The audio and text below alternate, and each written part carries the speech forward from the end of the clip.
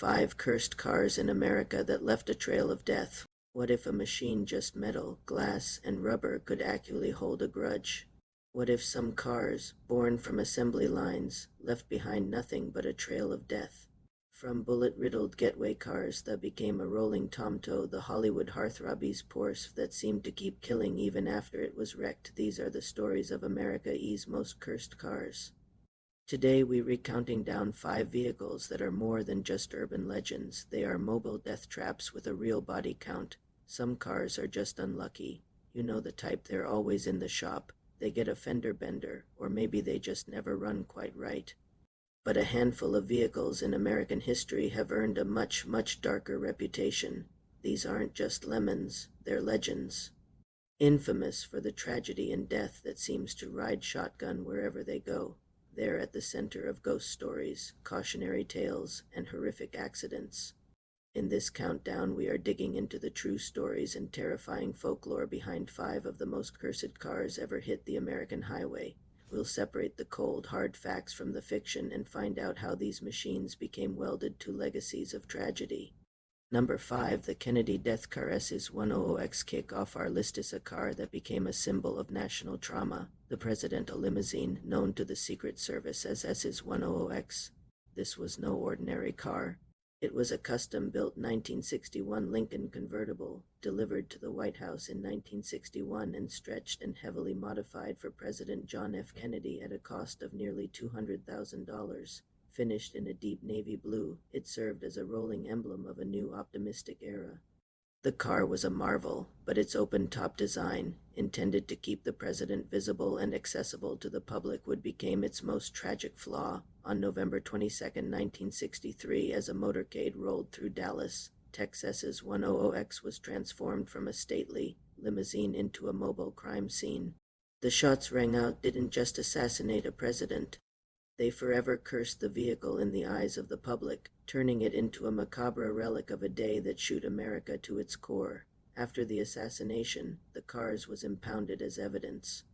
But its service wasn't over. In a strange twist, it was extensively rebuilt, this time with security, as the top permanent, armored, built-resistant roof was added. The navy blue paint was swapped for a somber black, and the interior was redone. The very car that had failed to protect one president was returned to the White House fleet to serve for Moore, Johnson, Nixon, Ford, and Carter. It remained in service until 1977, and it's now displayed at the Henry Ford Museum, a silent monument to its dark and tragic history. Number 4. The Ford Pinto. Our 4th car wasn't cursed by a ghost, but by a corporate decision. Launched in the early 1970s to compete with the foreign imports, the Ford Pinto was cheap, lightweight, and a huge commercial success. But it was hiding a deadly secret.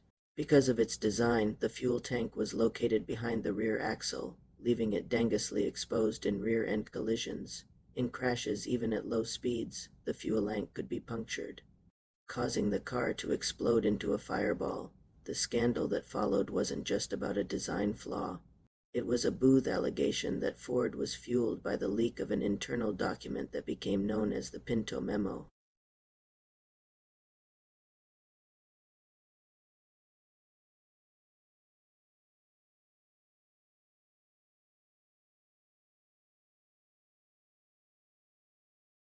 While a famous Martha Jones magazine article claimed the Pinto was responsible for 500 to 900 deaths, the official number from the National Highway Traffic Safety Administration notes a confirmed 27 fire-related fatalities in rear impact crashes, but the damage was done. The Pinto became a national symbol of corporate greed. Its curse wasn't supernatural, was it? No, it was a man-made tragedy arising from a chilling calculation that prioritized profit over people. Number 3, Bonnie and Clyde Death Car. At number 3 is a car that wasn't so much cursed as it was a rolling tombstone. During the Great Depression, Bonnie Parker and Clyde Barrow become twisted folk heroes, capturing the public imagination as they blazed a trail of robbery and murder across the country. Their vehicle of choice was the powerful and reliable Ford V8. Clyde was so impressed, he allegedly wrote a letter to Henry Ford himself, praising the fine car he made. On April 29, 1934, the duo stole a brand new, tan-colored 1934 Ford V8 sedan in Topeka, Kansas. Just a few weeks later, on May 23rd, their crime spree came to a brutal and definitive end. A posse of lawmen ambushed the car on a rural Louisiana road, unleashing a deafening barrage of gunfire. Over 100 bullets slammed into the Ford, killing both Bonnie and Clyde instantly. The car didn't just witness their end. It became the main attraction, riddled with bullet holes and stained with blood. The death car was an instant macabre tourist draw. Before police could even secure the scene, souvenir hunters were already trying to cut away pieces of the car and even clothing from the bodies. For decades, the car toured the country as a grim exhibition. Today, the authentic bullet-scarred Ford V8 is on display at Whiskey Pete's Hotel and Casino in Primm, Nevada, a preserved monument to a violent end. Number 2, the Golden Eagle. The story of our number 2 car reads like something straight out of a Stephen King novel, and some believe it might have even inspired one. This is the tale of the 1964 Dodge 330, a car known as the Golden Eagle, widely considered America's most terrifying automotive urban legend. As the legend goes, the car began its life as a police cruiser in Old Orchard Beach, Maine. The story claims that all 3 officers assigned to drive it went on to murder their families before killing themselves.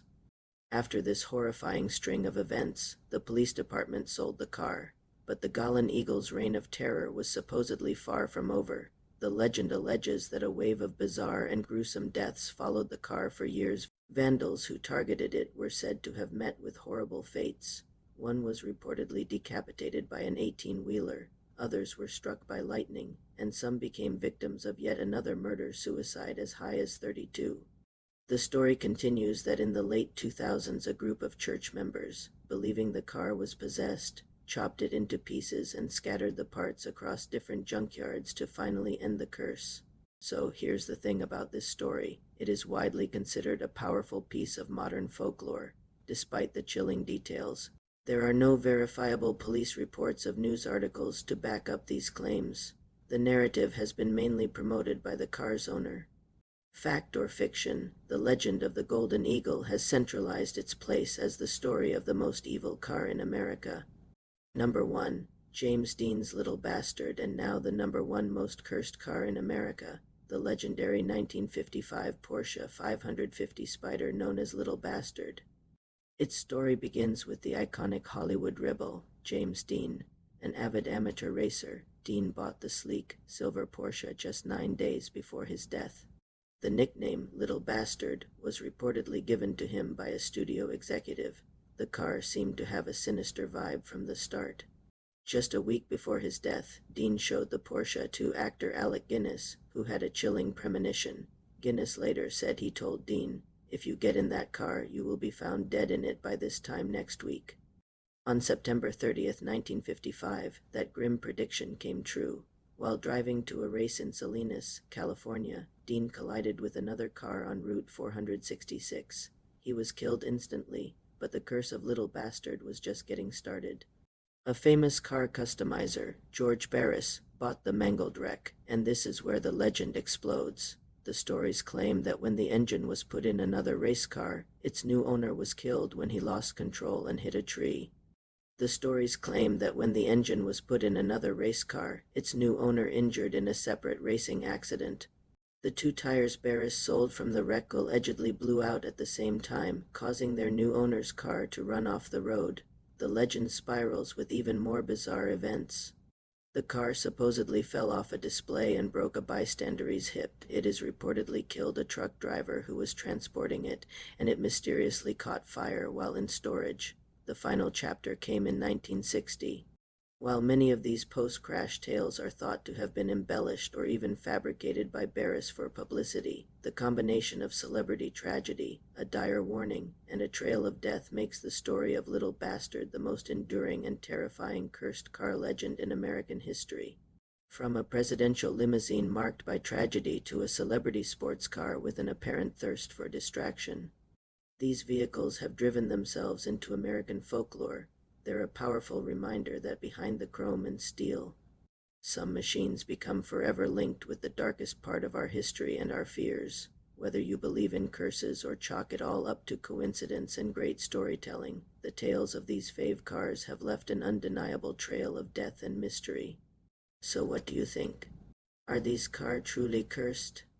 Or are they just objects at the center of a perfect storm of tragedy and myth? Let us know your theory in the comments below.